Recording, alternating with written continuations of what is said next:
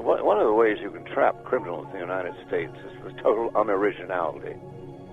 I mean, for the last 40 or 50 years, it's always been the Lee Harvey Oswald. If anybody gets assassinated, lone crazed killer, communist, lone crazed killer. These murders have almost always been plots, but, oh no, you're not a conspiracy theory. Oh, no, you must believe in flying saucers.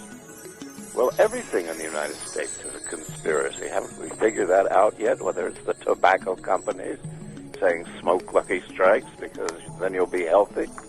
I mean, everyone conspires to cheat the people and conspires to seize power. What is a political party but a conspiracy to seize the power of the state? Any child can work that one out. We're talking to Gore Vidal today on Media Matters. I'm your host, Bob McChesney, here in WILL AM 580.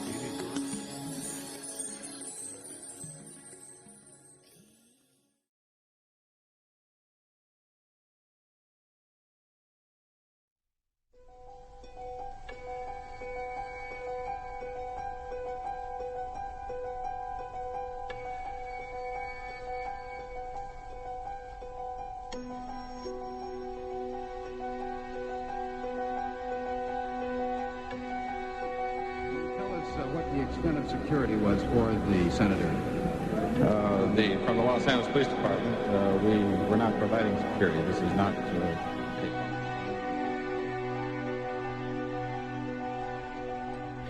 One witness said that those shots came so close together that he could scarcely believe they were fired from one gun. A reporter heard the shots from the adjoining room, said they sounded almost like they came from a machine gun. So short was the burst of fire. Political murder is a part of our lives. It has been through our history, even though our history shows that political assassination usually has changed things not for the better, but for the worse. Senator Kennedy is the latest victim. Run back.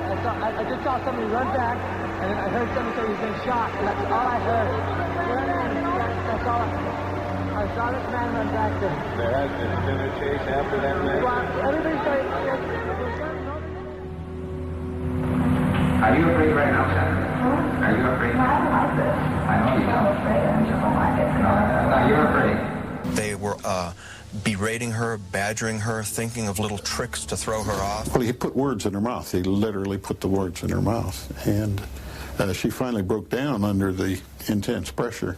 As we begin to hear from these edited excerpts, Hernandez is giving a solo rendition of Good Cop, Bad Cop, showing a patronizing concern for Serrano on the one hand and menacing her in subtle ways on the other. Serrano, one must remember, was merely a witness. She was not a person accused of a serious crime, clinging to a flimsy story with the hope of escaping punishment. She had no reason to invent such a story, but more important, the LAPD's own All Points Bulletin, from a separate source, describes the very people and the conversation Serrano was reporting. Nevertheless, Hernandez keeps attacking. The promise is that if she changes her story, the questioning will end. The threat is to publicly denounce her as a liar and to continue the interrogations. You see what happens? There's two ways to approach this thing.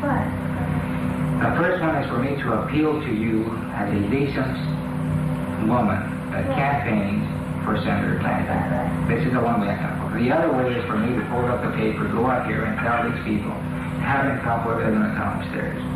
And this is the wrong way, because look, I have to look at myself. When I shave in the morning, I look at myself. And right now I have my deepest compassion for you because you're a young lady. And I want to try to do whatever I believe is best for you. What's best for you? Well, there was this girl she was coming downstairs and she said, we shot. No, this girl in a polka dot dress, a white dress, polka. And it's like a disease. I know what I'm telling you. I know what I'm telling you. It said I never even seen a girl with a polka dot dress. I'm saying that nobody told you we have shot Kennedy. There's somebody telling me that we have shot No. I'm sorry, but that's true. That is true. Look, one of these days you're going to be 27 years old, 28 years old. What kind of a person? It's a whole mess of things. What's that going to be? Well, it's too messed up. Even I can't even remember what happened anymore. Well, number one, you know that nobody told you we had shot Kennedy. No, somebody told me we had shot Kennedy. No, nobody told you. Where did they tell you this, Sandy? Outside. No, ma'am. No, ma'am. Yes, sir. This is, yes, sir. Sandy, like I say, don't be. Well, I'm not going to say I truly believe somebody told me, and I'm not going to say nobody told me just to satisfy anybody else. No, just the truth to satisfy yourself. No one else. Yeah. To satisfy the family, the remaining family of this. The Kennedys have had nothing but tragedy here since the first President Kennedy, now Senator Bobby Kennedy. Now what next?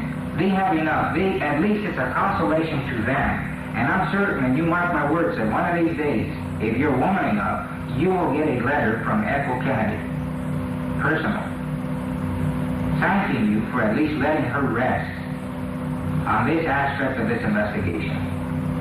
Somebody told me that, honest. No, really. No, look, Sandy, and I'm not going to put words in your mouth, but I want you to tell me the truth about the staircase. Nobody in that staircase, what you're telling me here, told you that we have shot Kennedy. A woman told me we had shot Kennedy. Where did she tell you this? Outside. Outside where? I believe I was on the staircase. You say I believe I was on the staircase? Sure. I mean, look, a half lie is as much as a lie because there are no half lies. Yeah, I was on the stairway. That's what she said. Sandy, look, you're basically a decent person. Thanks.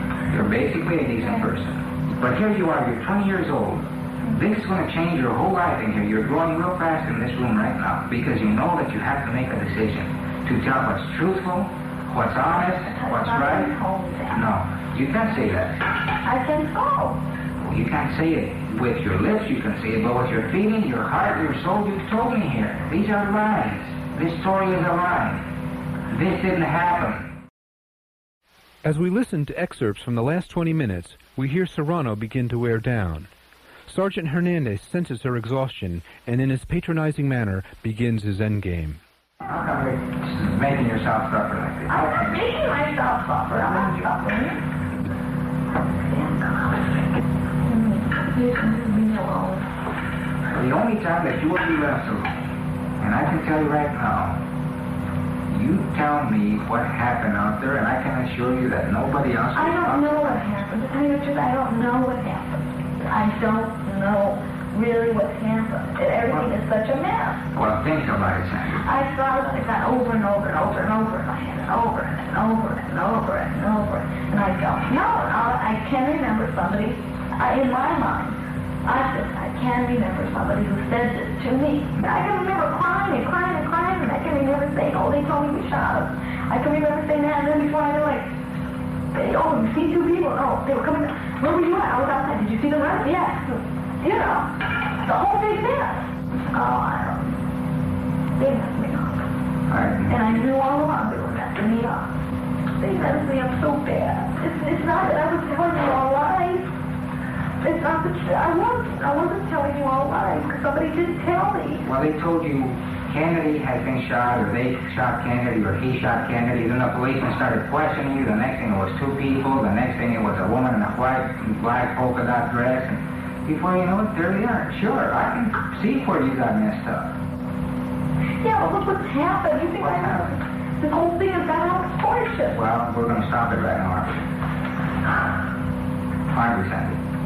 We're going to stop it right now, and I'm going to go see if we can get a stenographer to come up and take a statement and stop it right now. Hernandez finally gets his way.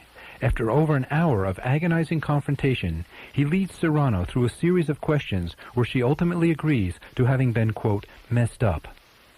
At the time Kennedy was murdered, Robert Houghton was chief of detectives for the Los Angeles police. It was under his direction that Special Unit Senator would be formed to investigate the crime.